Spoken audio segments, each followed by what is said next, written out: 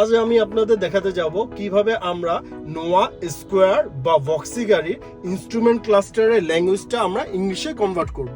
প্রথমত আমরা এখানে চলে আসব। এখানে আমাদের কন্ট্রোল প্যানেল আছে, যেটা দিয়ে আমরা পুরোটা ইনস্ট্রুমেন্ট ক্লাস্টার আপনার নেভিগেশন করি। চলেন আমরা প্রথমে দেখবো এখানে যে বাটনটা আছে, এখান থেকে আমরা প্রেস করলে দেখেন এখান থেকে নড়ছে। এই সেটিং অপশনে চলে যাবো। সেটিং যে অপশনটা দেখছি এটার মধ্যে আমরা ক্লিক করব।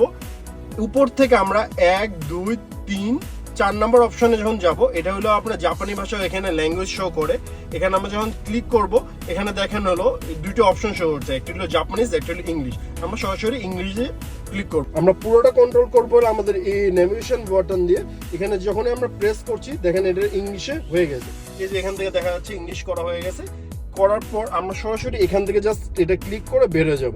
বেরো গেলে আপনি এখান থেকে দেখতে পারবেন যে সবকিছু লেখা কিন্তু ইংলিশে চলে আসছে। আমরা সেটিংস বলেন বা আমরা যদি একটু ব্যাকে যাই, এখানে আপনার যে ইনফরমেশন যেগুলো ছিল সব ইংলিশে চলে আসছে। এরকম সহজভাবে আপনি আপনার নোয়া স্কোয়ার বা অন্যান্য যে কোনো আপনার এমপিপি আছে এগুলো আপনি চেঞ্জ করে নিতে পারবেন। এরকম ছোট ছোট হেল্পফুল ট্রিক্স অ্যান্ড টিপসের জন্য সবসময় কার কনসেপ্টকে ফলো করবেন। জি, আসসালামু আলাইকুম।